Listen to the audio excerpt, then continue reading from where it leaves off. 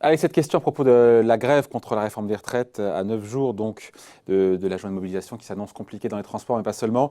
La mayonnaise va-t-elle prendre? Voilà, c'est la question que se pose Jean-Marc Vittori. Bonjour Jean-Marc. Bonjour David. Dans votre billet du jour, dans votre éditorial aux Échos, ce qui est acquis, c'est qu'on aura un jeudi noir. Ça, on l'a à peu près compris, notamment dans les transports. La question, c'est plutôt de savoir ce qui va se passer, j'ai envie de dire, le jour d'après. C'est le jour d'après, moi, je trouve qu'il est intéressant, au-delà de ça, savoir si ce pays sera bloqué ou pas pendant des semaines, des mois, des jours. C'est évidemment une excellente question, et pour ça, il faut voir ce qu'il y a dans la mobilisation qui est en train de prendre effectivement une grande ampleur pour le 5 décembre. Et quand on regarde, il y a deux composantes. La première composante, c'est le point de départ, c'est donc la réforme des retraites. La réforme des retraites, du côté où elle va faire le plus mal. Le mouvement est parti de la RATP. Ouais. La RATP, il y a eu un rapport de la Cour des comptes en juillet dernier. Je donnerai juste 3 chiffres de ce rapport. Ouais. Âge moyen de départ à la retraite, 56 ans. Pension moyenne 3 700 €. Et ça fait un taux de reconstitution du revenu antérieur de 88%. Taux de remplacement. De taux de remplacement. Ouais. Donc c'est les chiffres les plus élevés quand on regarde avec la SNCF, le gaz, l'électricité, où il y a des avantages de longue date. C'est là où l'avantage retraite est le plus important. Donc le mouvement est parti de la RATP. Et donc c'est pas le fruit du hasard? Ce n'est pas le fruit du hasard, c'est les très gros perdants. Il y a un autre gros perdant dans un genre très différent, ce sont les avocats.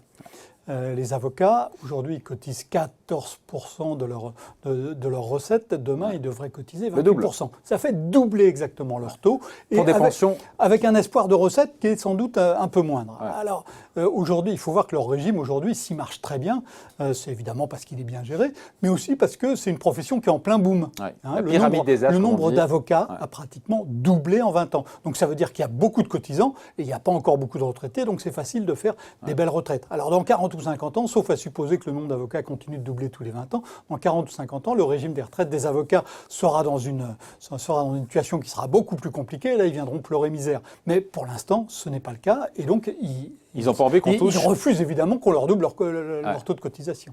Donc voilà, il y a des gros perdants. Ce sont les seuls, les gros perdants? Voilà. Non, mais justement, ce qui est intéressant, c'est qu'il n'y a pas seulement les gros perdants. Il y a aussi une foule de craintes, d'angoisses, d'aigreur, qui est en train de prendre, voilà, justement. Parce qu'on parle de mayonnaise.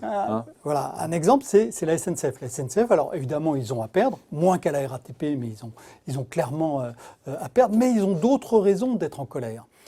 Déjà, ils ont fait grève l'an dernier, ils ont perdu.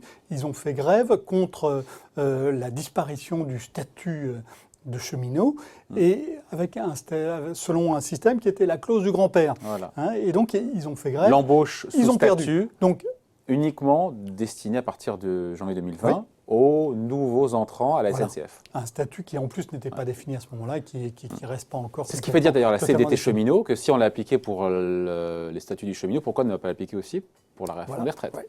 Donc, il y a d'un côté cette aigreur d'une grève perdue et qui a coûté cher, et de l'autre côté, à partir de l'an prochain, à la SNCF, il va y avoir un nouveau jeu qui va se mettre en place. Il va y avoir de la concurrence, il va y avoir des nouvelles entreprises qui vont venir rivaliser avec la SNCF sur ces lignes, aussi bien sur les TER que sur les TGV. Donc ça ne va pas se faire en début d'année, mais dans un an, il y aura des trains peut-être Keolis, peut-être RATP, peut-être Transdev qui rouleront sur les voies ferrées. Et donc ça va évidemment changer complètement le jeu ferroviaire tel qu'il est organisé en France depuis l'après-guerre. Et donc ça génère de l'anxiété, de l'angoisse, des questions légitimes. Et dans ce qui est en train de prendre à la SNCF, il y a d'un côté ce que les cheminots vont perdre du côté des retraites, mais il y a aussi des angoisses très fortes sur l'avenir de l'entreprise et une aigreur sur une grève perdue. Et on a plein de secteurs où on a à la fois une crainte fondée, plus ou moins fondée, mais souvent fondée sur les retraites, mais aussi d'autres facteurs spécifiques à l'entreprise. Air France, on a un appel à la grève du personnel au sol, et pas des pilotes et des stewards. Et pourquoi ? C'est sans doute que au sein de l'entreprise Air France, les les personnels au sol ont l'impression d'être moins bien traités, notamment par... enfin, c'était le cas déjà avec l'ancienne direction, mais et c'est à nouveau le cas apparemment avec la nouvelle direction. Et donc, il y a une frustration de la part du personnel au sol, et donc ils se mobilisent contre la grève des retraites, contre la réforme des retraites.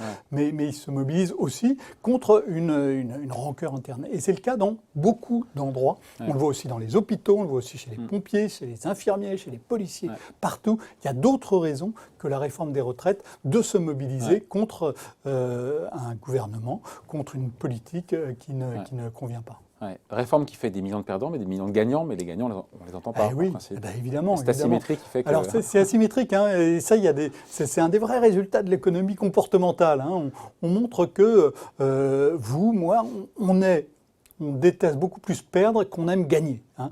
En gros, un gain de 200...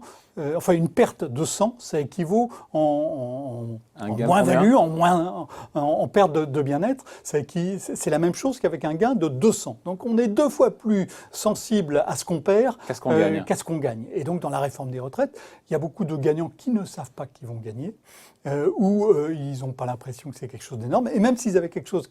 On parle des femmes, on parle de qui là ? On parle des femmes, on parle de ceux qui ont des carrières hachées en théorie, on parle de ceux qui ont des petits revenus. Ouais, qui auront un minimum de retraite à 1 000 euros. Et donc là, ça fait des vrais changements. Et donc ça fait beaucoup de gagnants. Mais vous n'allez pas mobiliser pour dire on veut gagner. Par contre, vous allez dans la rue pour dire, vous mettez en grève pour dire on ne veut pas perdre. Cette mayonnaise, elle peut prendre ou pas ? Parce qu'on a quand même en face, au passage, dans les ingrédients de la mayonnaise, il y a la moutarde, il y a plein de choses, on le sait, mais il y a quand même cette idée que on voit bien ce que nous dit l'exécutif, qui dénonce les revendications très corporatistes.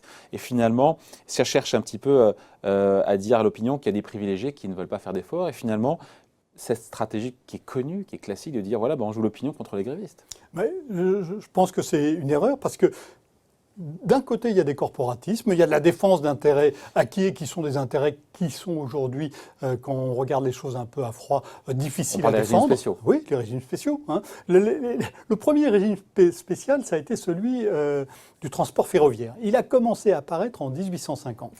En 1850, le conducteur d'une locomotive, il passait son temps à mettre du bois ou et puis ensuite du charbon dans la chaudière. C'était un boulot absolument atroce, hein, qui était bien montré dans la littérature. C'était quelque chose d'absolument terrible. Aujourd'hui, quand un conducteur conduit un train, sa principale contrainte, c'est d'appuyer toutes les minutes sur un bouton pour qu'on soit sûr qu'il ne s'endorme pas. C'est même pas du tout la même pénibilité du travail. Et donc, en 1850, c'était tout à fait légitime. Il y a des régimes de retraite qui ont commencé à apparaître, des régimes particuliers, hein, des régimes spéciaux. Mais qui sont d'un ancien temps, c'est ça, qui n'ont plus... Pour beaucoup d'entre eux, pas tous, hein, mais pour beaucoup d'entre eux, qui correspondent à des contraintes de pénibilité, notamment, qui ont totalement disparu. On a mis en place un régime après-guerre en laissant ces régimes spéciaux parce qu'ils existaient déjà. Et aujourd'hui, on arrive à un point où évidemment... Et pourquoi ce n'est pas une bonne stratégie que de jouer l'opinion contre les grévistes de la part du gouvernement ? Parce qu'il n'y a pas que ça. S'il n'y avait que ça, alors premièrement, ça n'est pas évident, hein, on l'a bien vu en 1995, c'était le discours d'Alain Juppé, qui était à l'époque Premier ministre et qui fut longtemps le mentor d'Édouard Philippe. Alain Juppé, donc, c'était son discours, hein, c'est une grève corporatiste, c'est pas juste. Mais c'était vrai, et on a bien vu que ça n'a pas suffi. Hein, l'opinion, ça a été une grève par procuration. Il y a de la fermeté de la part d'Édouard Philippe, mais on sent qu'il est moins droit dans ses bottes. Je pense qu'il a peut-être on va voir, la grève n'a pas encore commencé. Hein. Et c'était la bonne stratégie justement de parler de clause du grand-père avant cette grève, encore une fois, du 5 décembre. Alors, il y a un discours absolument fascinant d'Édouard Philippe qu'il a fait devant le Conseil économique, social et environnemental en septembre, où on voit qu'il prévoit des clauses qui peuvent permettre d'adoucir la réforme pour à peu près tous ceux qui sont susceptibles de râler. Et donc, il avait prévu un certain nombre de choses. Et il avait offert. Et ça n'a pas marché, ça n'a pas pris. Aujourd'hui, le gouvernement et le haut-commissaire Jean-Paul Delevoye s'efforcent de calmer toutes ces rancœurs sectorielles que j'évoquais. Mais c'est extrêmement difficile. Ouais. Au-delà de la clause du grand-père, il y a un vrai problème aussi qui fait que cette mayonnaise peut prendre, c'est que le gouvernement a été complètement discordant sur cette affaire. C'est ça. Clause du grand-père ou pas clause du grand-père ? H pivot c'est 2 points absolument essentiels de la réforme auxquels les Français sont très sensible. Et là-dessus, Et ben ça provoque, il y a eu une incohérence. Et donc ça génère de l'anxiété, ce qui fait que le gouvernement a du mal à vendre cette réforme pour Oui, ça, c'est l'instant. le moins qu'on puisse Mais dire. on se dit que cette fermeté qui est affichée depuis quelques jours, fermeté, on l'a vu sur les principes, même si après on peut discuter des modalités. Encore une fois, on se dit que plus on est ferme avant, plus on peut lâcher après. Hein, si, c'est le risque, hein. C'est effectivement un risque absolument majeur. Alors, en même temps, vu la façon dont s'est déroulée jusqu'à présent cette réforme, ces incohérences, ces bugs, et c'est extrêmement difficile de ne pas afficher maintenant une fermeté alors qu'il y a un mouvement qui va Tous les ingrédients sont réunis pour que la mayonnaise prenne, à vous écouter. Et à vous lire d'ailleurs aujourd'hui dans les Échos. Tous les ingrédients sont là pour que la mayonnaise prenne. Ensuite, la vraie question, c'est est-ce qu'elle peut tenir? Est-ce que le précipité social qui peut se former a une chance de pouvoir tenir dans le temps? Et ce que vous disiez, il y a le lendemain, il y a le 5 décembre, mais il y a aussi le 6 décembre, il y a le 7 décembre, il y a le 8 décembre. Ce qui a fait l'efficacité des grandes grèves de 1995, c'est qu'elles ont duré très longtemps et en étant très paralysantes. Est-ce qu'un mouvement peut durer aussi longtemps aujourd'hui? Ça n'est pas sûr. Ça n'est pas sûr du tout qu'il aurait le même effet. Un exemple simple, hein.